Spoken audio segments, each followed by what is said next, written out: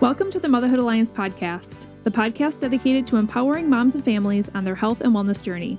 I'm Brittany Suttner. And I'm Andrea Rankus.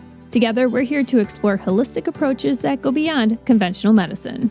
Each week, we dive into topics that matter most to you. Everything from nutrition and mental health to alternative therapies and natural living. And whether you're a new mom navigating the early stages of parenthood or a seasoned pro looking for new ways to support your family's well-being, you're in the right place.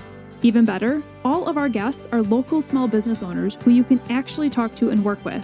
You can learn more about today's guest and connect with hundreds of other health and wellness professionals through our informative and easy-to-use directory at motherhoodalliance.com. Before we get started, keep in mind that this podcast is for informational and educational purposes only and is not a substitute for personal healthcare advice. Please consult your healthcare provider before making any changes based on the podcast content. Thank you for joining us on this journey. Are you ready to help your family thrive? Let's get started. Hi, we are Britt and Drea from motherhoodalliance.com, and we are excited to welcome you to a 4-episode series with Kristen Humiston, a passionate therapist, coach, and mom of 6 who brings both clinical experience and lived experience to the work of healing. She's a licensed advanced practice social worker who is certified in brain spotting and EMDR, and her specialty is working with trauma and stress-related challenges, including PTSD, anxiety, relational problems, and spiritual wounding. She tells her story more in episode 1, but Kristen's journey started in the music world as she owned a music studio for over 20 years while homeschooling. Then, in 2019, after a season of personal and family trauma and healing, Kristen felt drawn to pursue therapy as a career. Today, she helps women and couples rediscover their worth and step into their strength with courage and clarity through her Appleton-based business, Courageous Healing Therapy. Kristen loves to learn new things, and with kids ranging from 9 to 21 years old, her most recent hobbies include being a sports mom chauffeur, pottery classes, relearning 5th grade math, and spending time with her husband. All right, it's time to invite Kristen to the mic, so let's dive in. Hello, everyone. Welcome back to the Motherhood Alliance podcast. We are super excited to be kicking off a new series with Kristen. Welcome, Kristen, to the podcast. Thank you. Great to be here. Yeah, we are going to be talking a lot about mental health, specifically to moms in some of these episodes, but Kristen also loves to work with couples as well. And then in episode 4, we're going to be talking about something you may have heard of, but you don't know much about, which is brain spotting and EMDR. So I love that we're going to be diving into an entire episode on that. But before we get started, let's talk about your fun fact. Not gonna lie, made me giggle a little bit, but you shared a couple of them. You love renting cars, and you also love the smell of office supply stores. Tell us about both of these. Yeah, I love renting cars. You had said earlier before we started recording, it means adventure awaits, and absolutely. Plus, it's super clean. Yes. The only opportunity to ride in a super clean car right now. It smells good too. It smells fantastic. Yeah. Okay, and then the office supply store one. Who doesn't love the smell of office supply stores? That's like it's another thing for me too. I think like it's like fresh paper and like clean office things. I think that's the theme, right? Fresh, new, adventurous, like blank slate. Blank slate. Mm-hmm. That's it right there. New perspective. I think a lot of people could actually relate to that. So awesome. And then we are also love to start with hearing about your journey. So you are now a therapist, but you didn't start out that way. You didn't initially go to school for that. So can you walk us through your journey a little bit and what led you to doing what you are today? Sure. I think all of these pieces that I want to share are important in the work I do today. So I grew up as a pastor's kid in a ministry home, and that shaped a lot of what I do today, who I became. And in late high school, early adult years, experienced some very significant acute traumas with accident and one which I won't mention just because we want listeners to be able to stay regulated. But throughout that, I loved music, and I loved expressing myself through music, writing music by the time I was, in high school and beyond. And so I just felt like it was natural to go into music. And I did that, owned and operated my own studio for about 20 years. And then we had a family trauma that was pretty significant and landed us without a home, without income, all sorts of things with 6 little kids. And so through my own healing and that process, experiencing that trauma, realized this thread that actually had been woven throughout my childhood and in through adulthood which was always loving to sit with the hurting. And I had had lots of opportunities to do that. And so watching my own growth and my own movement throughout the struggles that I had as a child and as a parent, as a mama, homeschooling mama for many years, I recognized the power that healing can bring to our everyday lives, to our marriage relationships, to our friendships, to the way we showed up in the world, and the impact that actually has on home, on work. Again, just what we believe about ourselves is so key to how we move through the world. And a lot of people are missing that, those pieces that help them have confidence. And so then you had to totally go back to school to start this new career. And challenge all of those thoughts about myself in a new way. Yeah. So it was an awesome opportunity to do that and to continue healing in that. So yeah, and you started out in the coaching realm, and now you are in the therapy realm. So just really quick, give us a brief overview of who you love to work with. Yeah, I love to work with women and couples, women especially because it's a lot of my own story, right? Moving from that hurting to thriving and flourishing. And you said you're a mom of 6 kids. So what are their ages right now? Yeah, right now, 9 to 21. Okay, so you have a wide range of just different levels and hormones and all the things. Yep, my oldest just got married this last year, so I'm a mother-in-law. I don't know. It's a weird term to think about. Just wait till grandma comes along, right? Yeah. Yeah. And in this episode, we're going to be talking a bit about kind of normalizing the need for healing in motherhood. Motherhood is a hard journey. It can feel very lonely. It can be very beautiful, but I would agree that I think that there are a lot of hidden feelings that people are not bringing up. So let's kind of start at the beginning. Why do you think that so many moms are struggling with? It could be they realize they're struggling with mental health challenges, but maybe they don't feel like they have the time to see somebody about it. But I think a lot of women are struggling with just this like deep angst and anxiety of A, losing themselves a little bit within motherhood, but then B, like not knowing who to turn to. So tell us a little bit about where you feel like the struggle is for women. Yeah, I agree. I see that a lot, losing themselves. Who am I?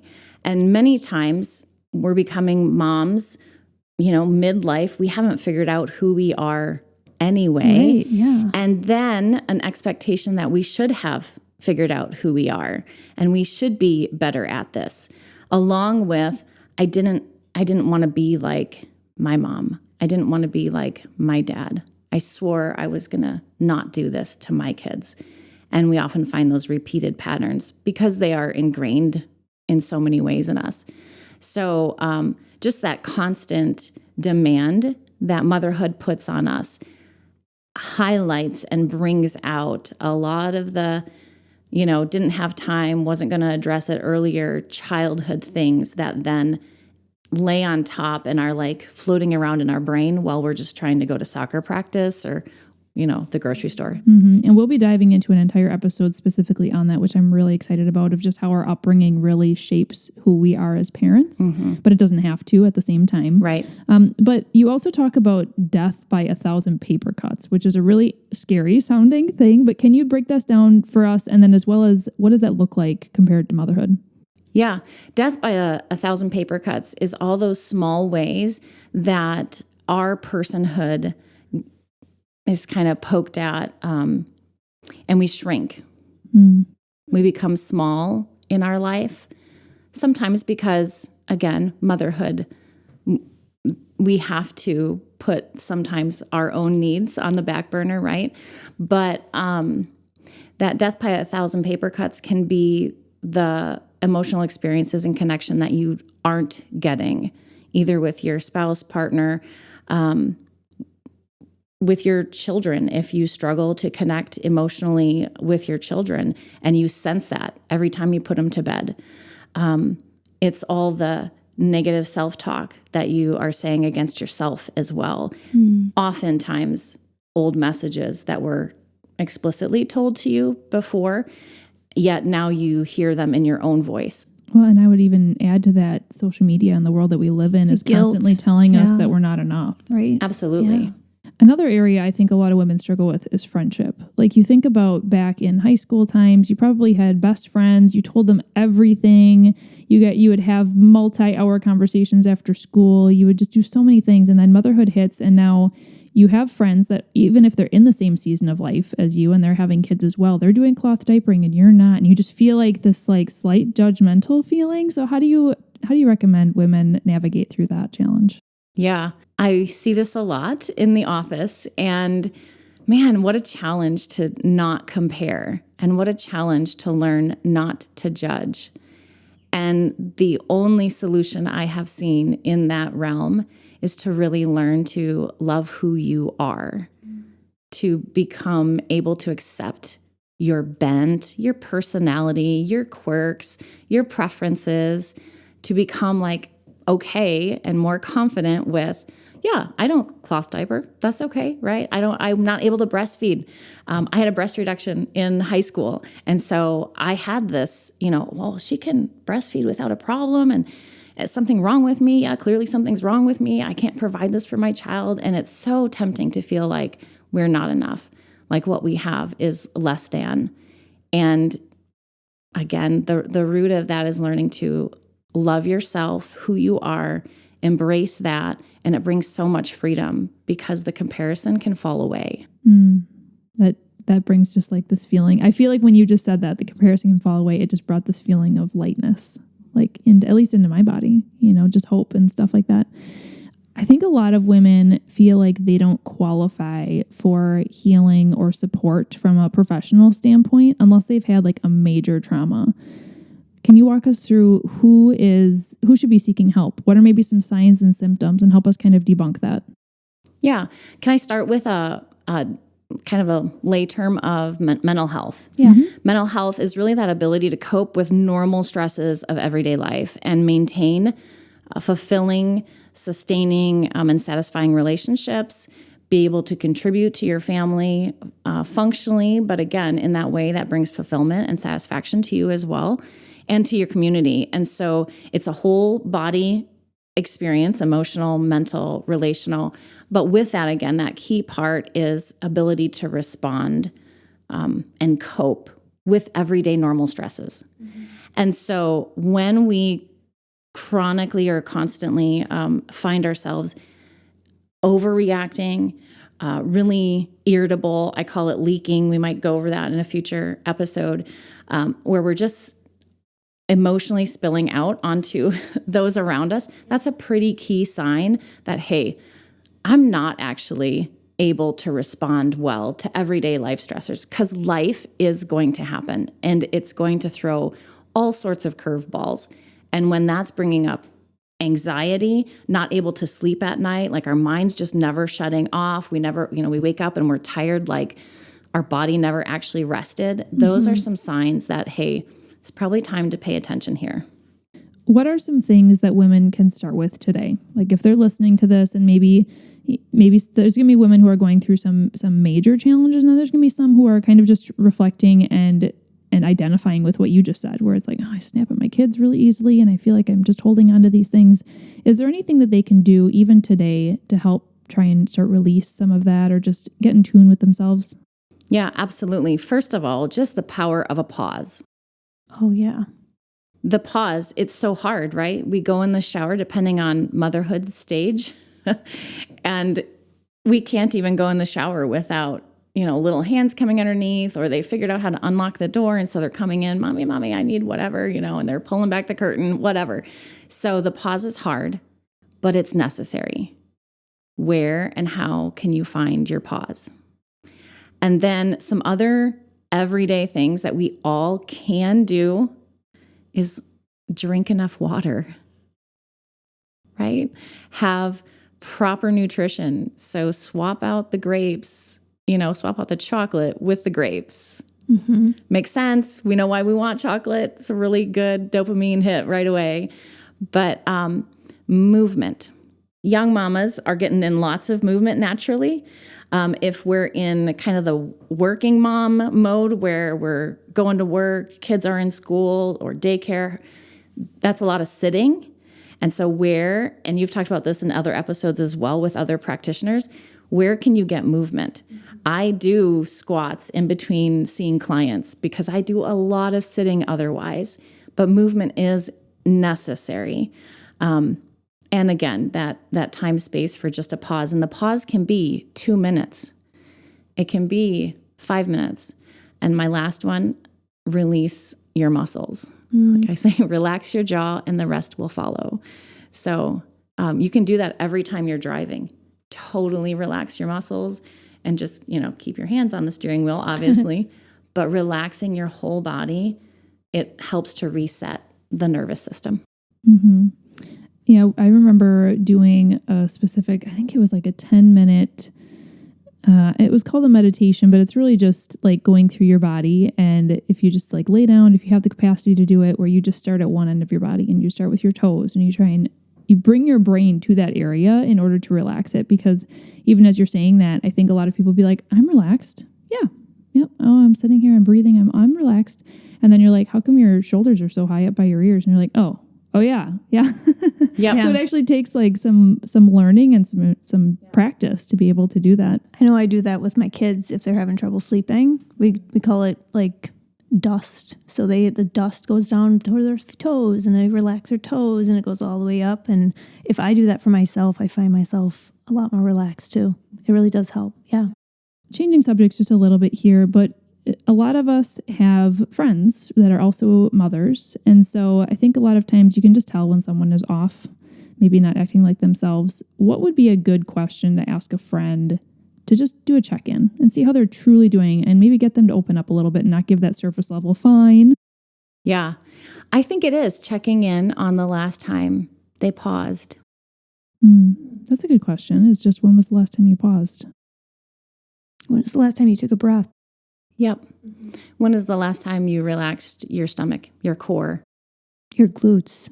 If you're squeezing your glutes, your butt muscles, that really gets the you. pelvic floor muscles are the number one gateway. If they're relaxed, our body can't be relaxed muscle. Our muscle body can't be relaxed and simultaneously be anxious.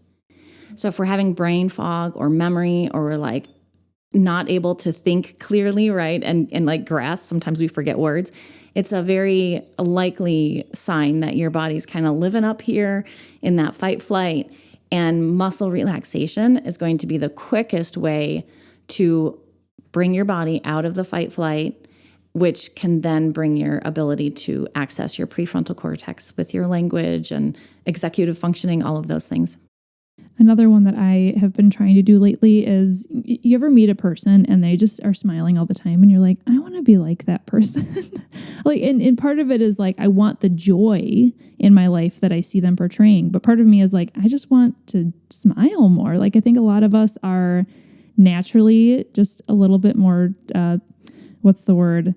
What's the nice word? Yeah, what's the nice word? Serious faced, I guess. And so in the mornings, I've been going for walks almost every morning that I can, and just short ones just around the neighborhood. But I'm actually awkwardly smiling while I walk, like forcing myself to do it. Because if you're just sitting right now here listening and you just smile, that just totally changes the way that your body feels. At least it does for me.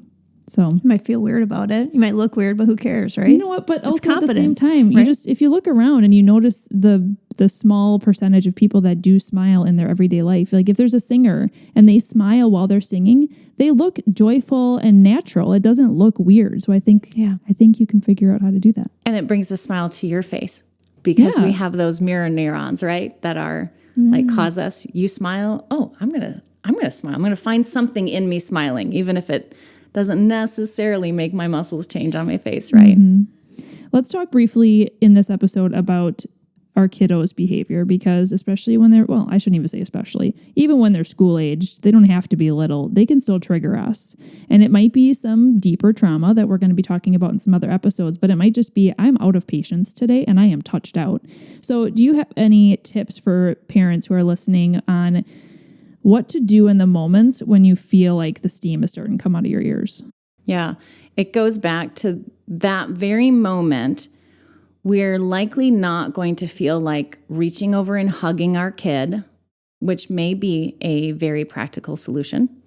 If they're getting too much, they're also probably feeling too much inside. And so for some kids, that's actually what they need in that moment.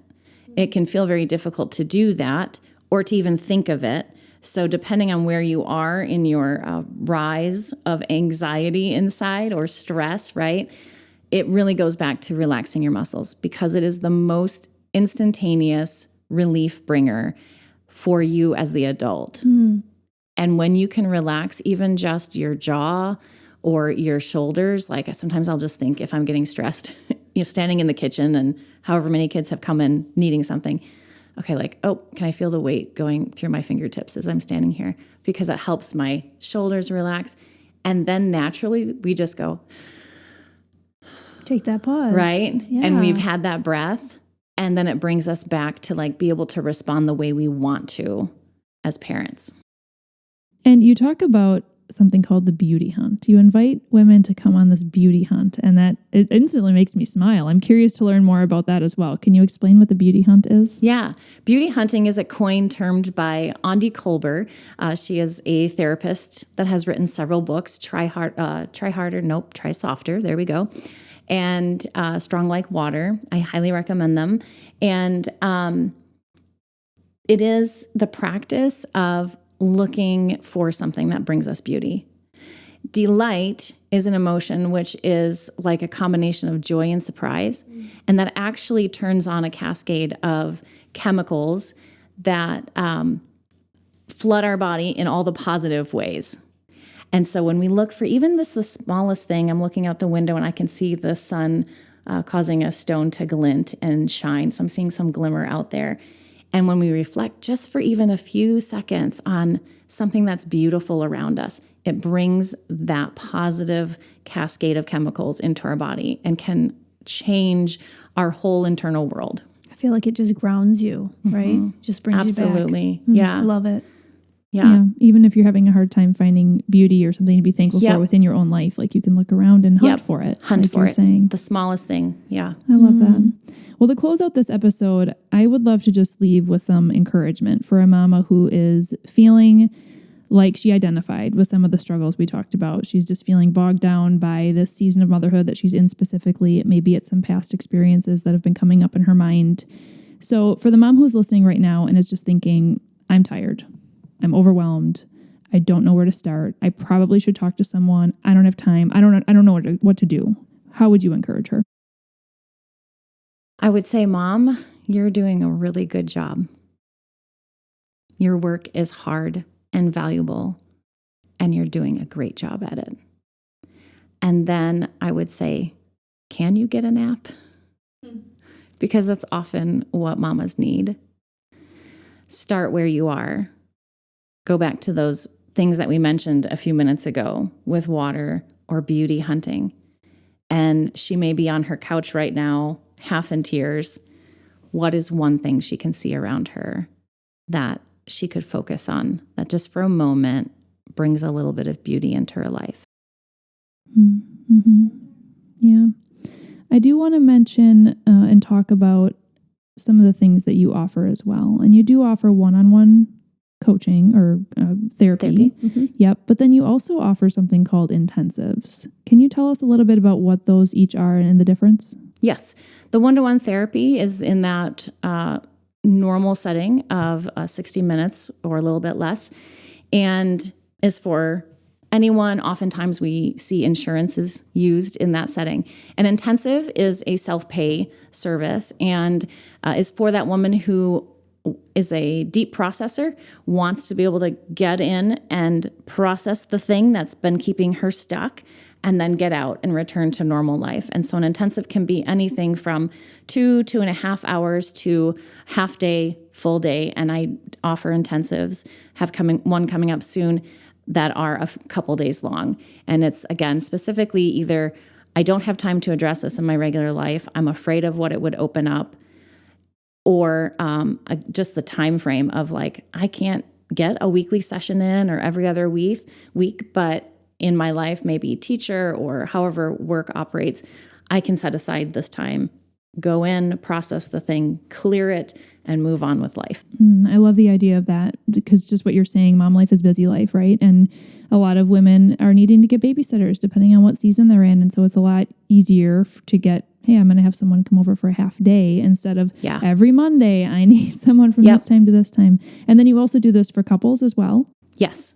Okay. So same concept, which can be a really great way. Couples need that space to step away from life and be able, again, to work through the conflicts, the patterns, and have an opportunity to practice new ways of communicating, especially, and being together. And so stepping away from life, having a little bit longer time frame to do that is highly beneficial. Great. We will link to everything related to you in the show notes, your website, your social media, all of those things. But we are excited to dive into our next episodes together. And just to give you guys a heads up and get you kind of on the seat of your chairs for these next ones, she mentioned the leaking piece in this episode. We're going to be diving into that in our next episode. So that's going to be really great and really honing in on how our upbringing shapes us as parents. And then in episode 3, we're going to be talking about highly sensitive motherhood and just how women and men really who are highly sensitive, just some tips and tricks on navigating motherhood with that. And then in episode 4, like I mentioned, we'll be diving into brain spotting and EMDR. So these are going to be some really great episodes. We're so thankful for you, Kristen, and we can't wait for the next one. If you enjoyed this episode, would you consider leaving a rating or review or sharing it directly with a friend who could benefit from the information? We know that you're a busy mom or caregiver, and our goal is to make your life easier by bringing tips and tricks directly from experts into your earbuds. By sharing this episode with someone you love, you can play a critical role in helping to make their life easier as well. We appreciate your time and thank you for being a part of the Motherhood Alliance family.